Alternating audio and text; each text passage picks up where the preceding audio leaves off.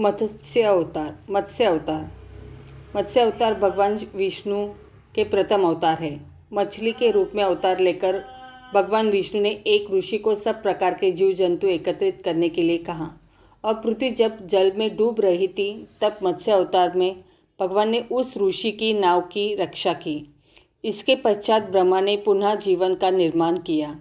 एक दूसरी मान्यता के अनुसार एक राक्षस ने जब वेदों को चुराकर सागर की अथाह गहराई में छुपा दिया तब भगवान विष्णु ने मत्स्य रूप धारण करके वेदों को प्राप्त किया और उन्हें पुनः स्थापित किया।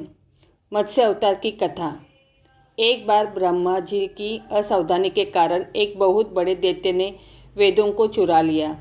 उस दैत्य का नाम हयग्रीव था। वेदों को चुरा लिए जाने के कारण ज्ञान लुप्त हो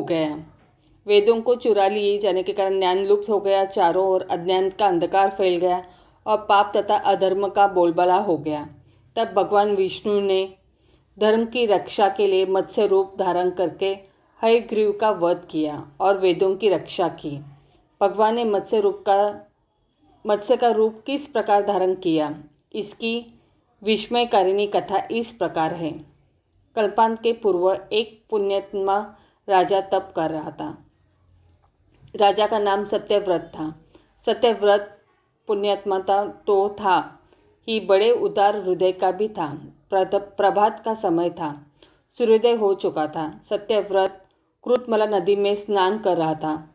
उसने स्नान करने के पश्चात जब तर्पण के लिए अंजलि में जल लिया तो अंजलि में जल के साथ एक छोटी सी मछली भी आ गई।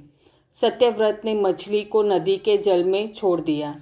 मछली बोली, राजन, जल के बड़े बड़े जीव छोटे छोटे जीवों को मारकर खा जाते हैं। अवश्य कोई बड़ा जीव मुझे भी मारकर खा जाएगा। कृपा करके मेरे प्राणों की रक्षा कीजिए।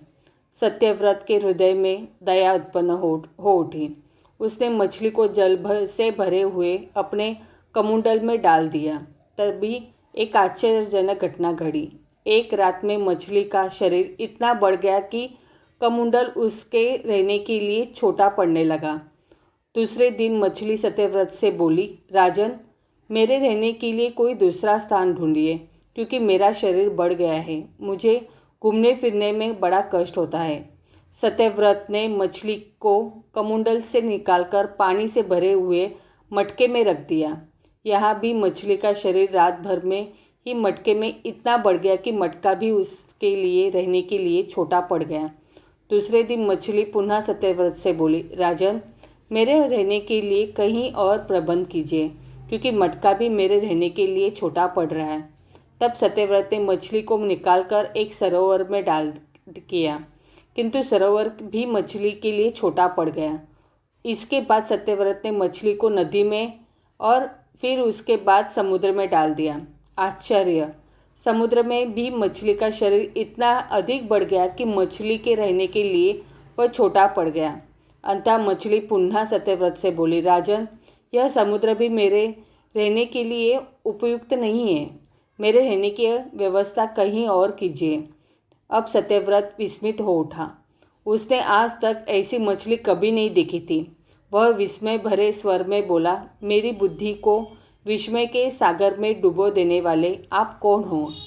मत्स्य रूपधारी श्री हरि ने उत्तर दिया, राजन, हयग्रीव नामक दैत्य ने वेदों को चुरा लिया है। जगत में चारों ओर अज्ञान का, अधर्म का अंधकार फैला हुआ है।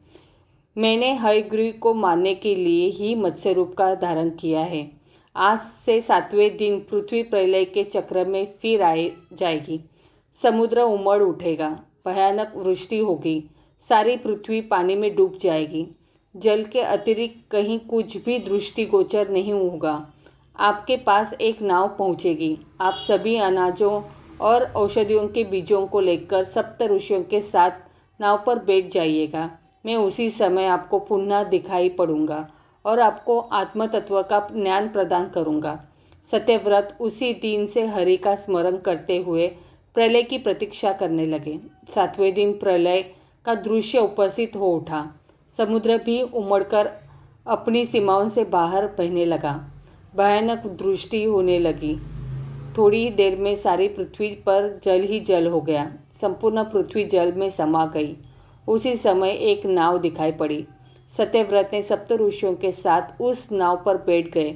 उन्होंने नाव के ऊपर संपूर्ण अनाजों और औषधियों के बीज भी भर लिए। नाव प्रलय के सागर में तैरने लगी। प्रलय के उस सागर में उस नाव के अतिरिक्त कहीं भी कुछ भी नहीं दिखाई दे रहा था। सहसा मत्स्य रूपी भगवान प्रलय के सागर में दिखाई पड़े। सत्यव्रत और सप्त ऋषिगण मत्स्य रूपी भगवान की प्रार्थना करने लगे। भगवान से आत्मज्ञान पाकर सत्यव्रत का जीवन धन्य हो उठा। वे जीते जी ही जीवन मुक्त हो गए।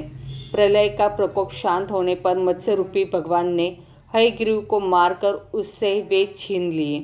भगवान ने ब्रह्मा जी को पुनः वेद दे दिए। इस प्रकार भगवान ने मत्स्य रूप धारण करके वेदों का उद्धार तो किया ही, साथ ही संसार के प्राणियों का भी अमित कल्याण किया।